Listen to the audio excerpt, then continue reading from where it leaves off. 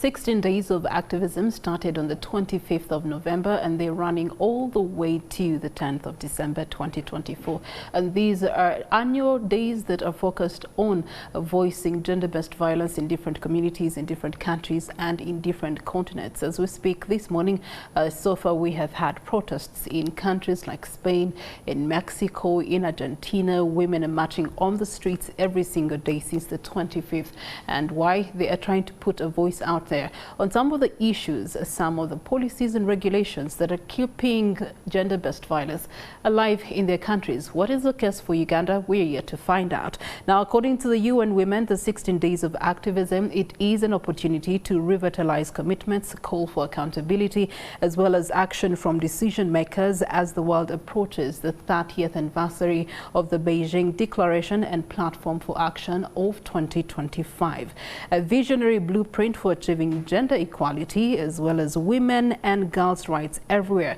We're going to be exploring these strides for the context of Uganda and how far we have been able to go. We do have some players that have been the force behind supporting and making sure that they are the voice for those that are victimized through gender-based violence, and that is Women Probono Initiative. We do have Rahom Bukirwa, the program manager, with us here this morning, and Titus, Asiimwe, the legal officer still with the Probono Initiative for Women, joining us for this discussion.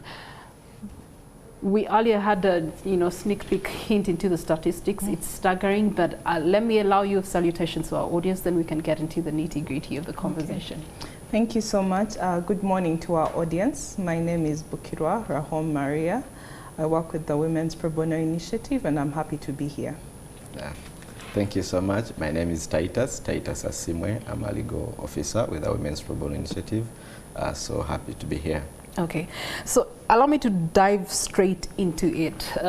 Gender-based violence is a common phenomenon here in Uganda.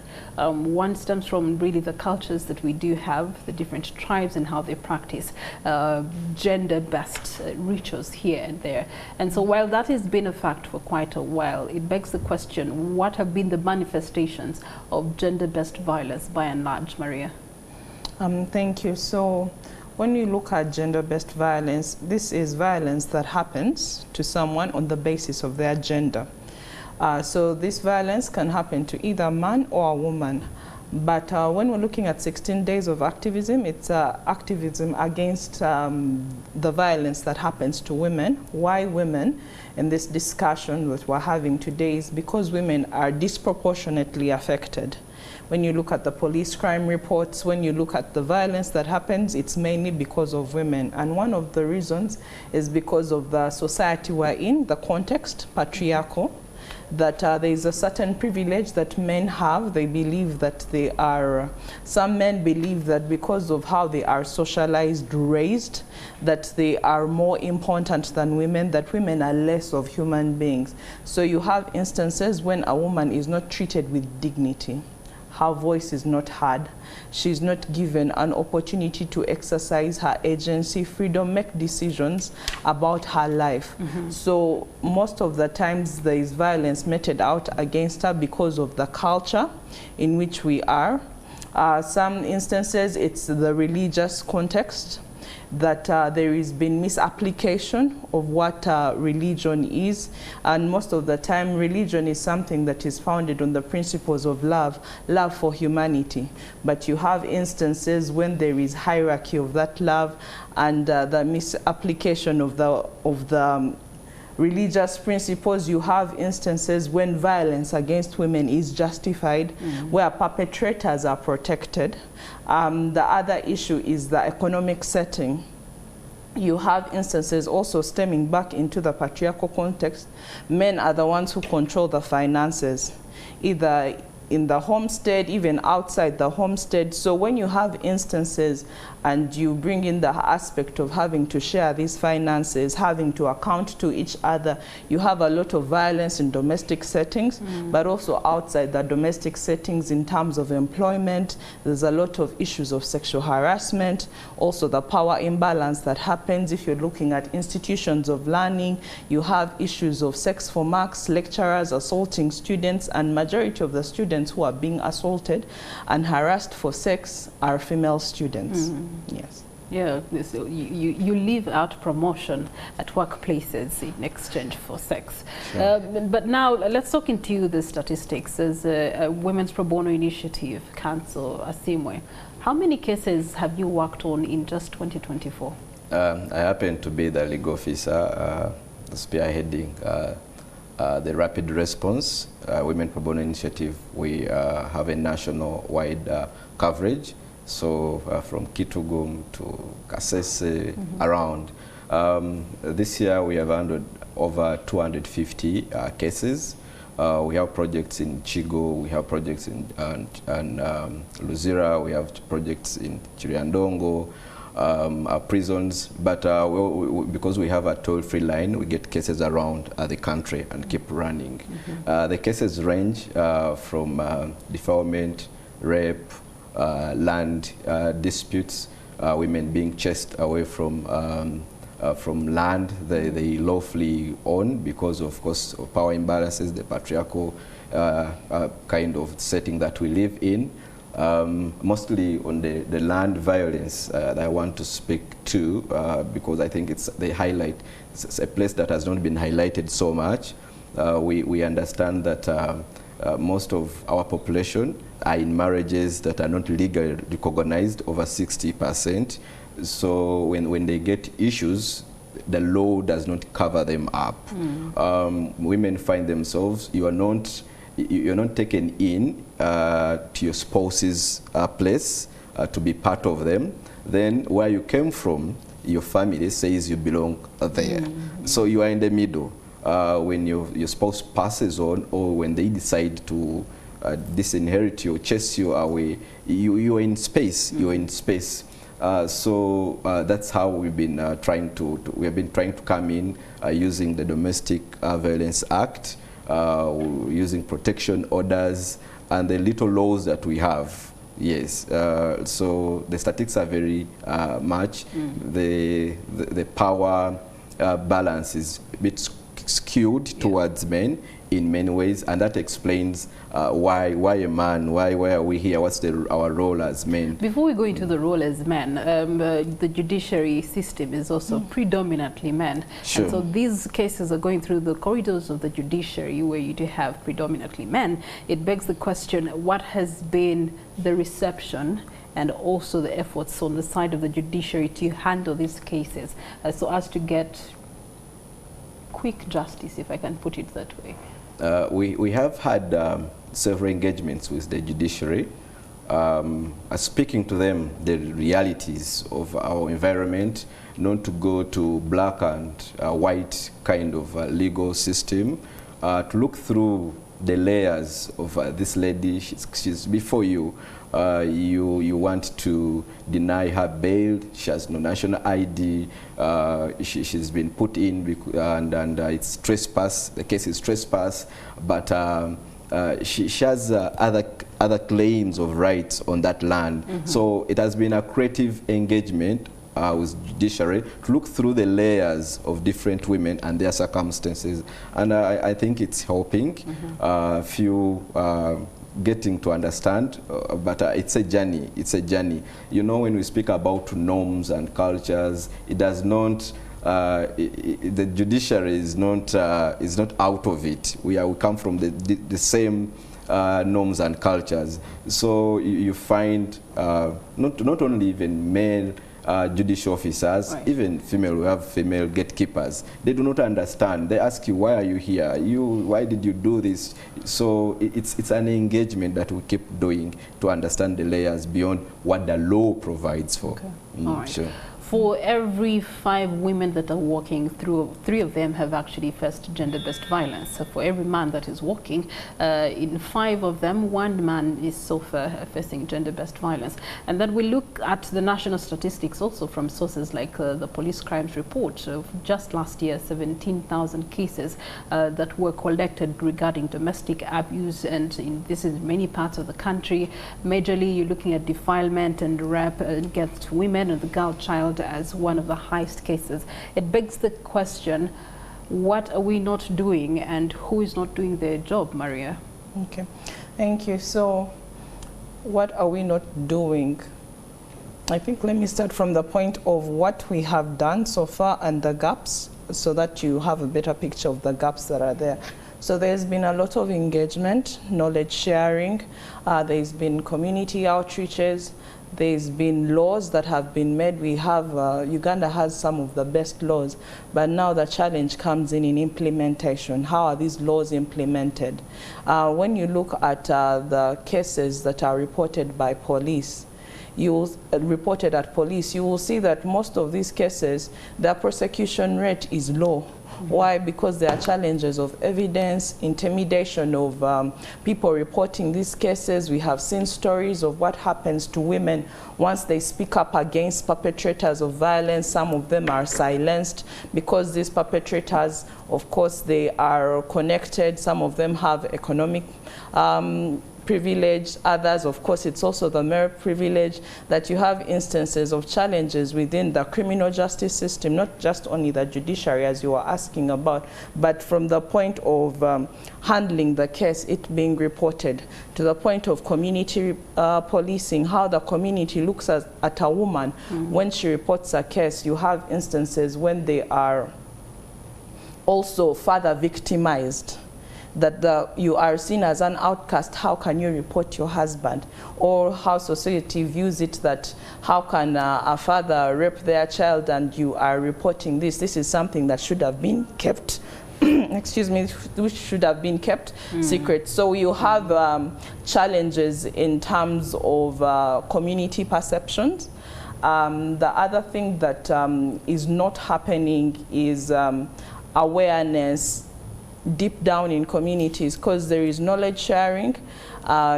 People have people in the education system, but how is this knowledge being disseminated to the communities outside an education system?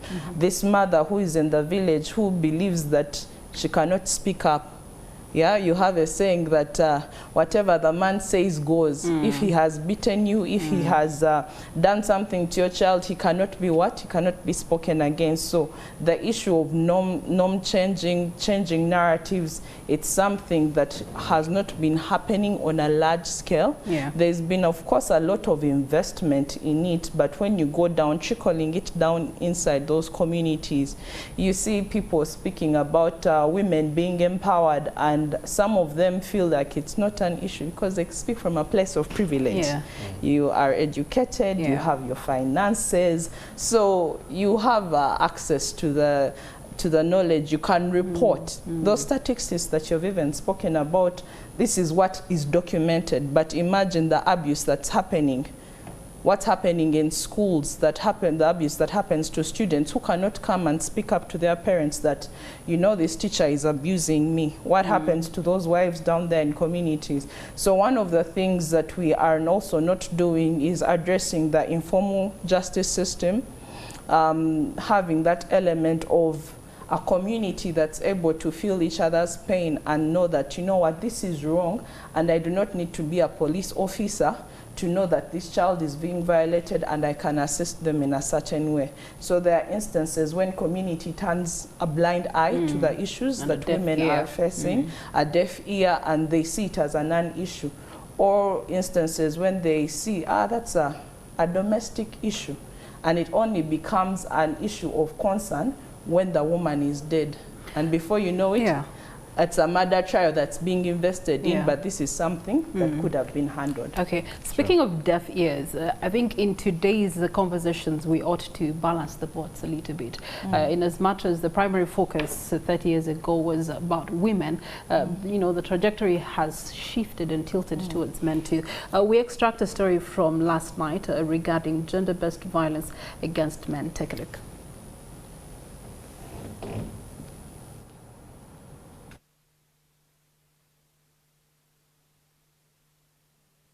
Waguma called this peaceful land home. But behind these serene surroundings, he lived a life marked by fear, pain and humiliation, his world shattered by domestic violence. It was here that he once nurtured a dream of transforming a 5-acre piece of inherited property into a flourishing banana and coffee plantation. However, that dream slowly crumbled as family disputes over ownership escalated into violence. She would find me seated somewhere, sipping my soda, and push me, igniting a fight. The land dispute was only the beginning. In February 2021, verbal arguments escalated into physical violence when Baguma's wife, enraged by suspicions of infidelity, attacked him with a herding stick. The brutal assault left him paralyzed and soaked in local brew.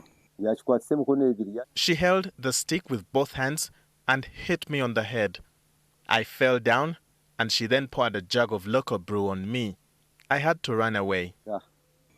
Fearing for his life, Baguma sought refuge, first at his parents' home, then fled to Kakumiro district, where he lived for over a year.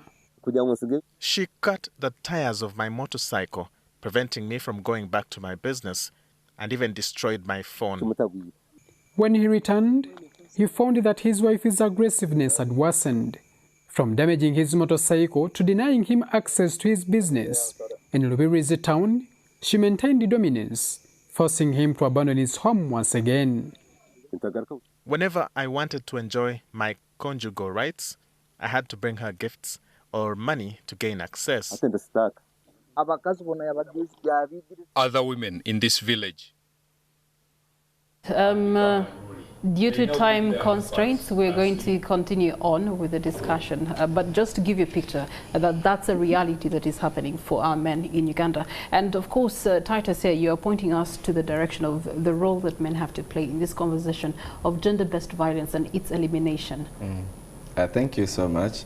I'm happy that before we came on camera, we were discussing about how the International Day of Men passed and no one noticed. We apologize for that. Some advocacy work needs to be done in that direction. And you are saying that we expected women to organize it for us. Yeah. But I think, like pointed out, it's unless the UN comes in, unless someone, that thing of suddenly should be a global prefect coming in and telling us what to do and how to do it. Okay. And I keep wondering if the UN and other global actors, the UN women were not coming in to help us celebrate some of these days, would we be able to look out to such days? I think it's a conversation that we should have beyond the global actors and development partners interesting us in such things. Okay. But I will drive back to male engagement in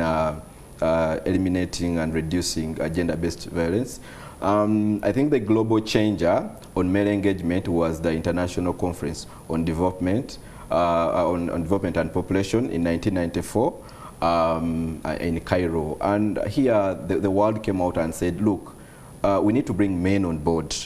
We are in this world together. We cannot have one gender and other genders. We understand that in most cases they are perpetrators, they are violators, but we need to bring them on table to eliminate this. And countries have picked up from that and brought a little bit of policies back home. Here we have a policy on male engagement on GBV by the Ministry of Gender. We all have one on sexual reproductive health involving men sexual reproductive health services and the means of health and the policy itself. All right. And now the entry of men, it's in two forms. One, supporting. The first one is supporting, acknowledging the problem and supporting women and making sure that you're not seeing any woman being violated and you don't come through. You need to understand that it's your responsibility. So this is done through, of course, awareness and bringing to light what's happening. But the most important one, especially on the story, is men realizing that they are also affected. Culture has taught us to keep quiet. You see, patriarchy does not actually fully benefit men if you would understand layers. They are also prisoners in some way if you look at the layers. So it's very important that... We have opened a can of worms, but due to time constraints, allow me to finish with Maria. The theme for this year is time is now. The time to act is now. How can we act as Uganda moving forward? Moving forward, one of the things that we can do is uniting. Yeah. The other theme is also to unite, to end violence against women. So we can do collective effort here, spoken about the male engagement, but also collaborating with people in the justice, law and order sector. The criminal justice system has so many entry points, not only for civil society, but for the community as well. Awareness, this is also something that needs to be done at all levels, through the community, but also through education system. While I went through my education system, I do not remember at any one point having the discussion on such domestic relation issues, but I think it's something that needs to be an entry point even from the point of our secondary, primary. This is something I at least interfaced with my legal education. So I think it's something that we need to highlight in terms of education sensitization. Breaking translation and breaking down these laws. Most of these laws are known by us, the lawyers, the educated, but is there some way that they can be broken down? Bringing on board other actors that can contribute, and creating champions that can contribute to this discussion. Religious leaders, cultural leaders, and you mentioned that they're always left behind. Religious leaders and cultural leaders need to be at the forefront of this discussion. But thank you so much, Maria and Titus, for the work that you're doing with the Women Probono Initiative, making sure that at least you extend the call to the last mile to be able to deal with the cases on ground in different communities for gender-based violence. Violence against women can't stop. As we lead to the Beijing Plus 30 Global Review, closing the gap needs a lot of effort, a lot of check, approaches that have been used, evaluating them and making sure that they can work for the future that is, because when we have a community that is gender-based violence free, we are having healthy societies economically, socially and religiously. Brings us to the end of this conversation. Thank you so much for having been with us here in Morning at NTV. On behalf of Chris Ugeni and myself, Priscilla Regina Nalwoga, good day.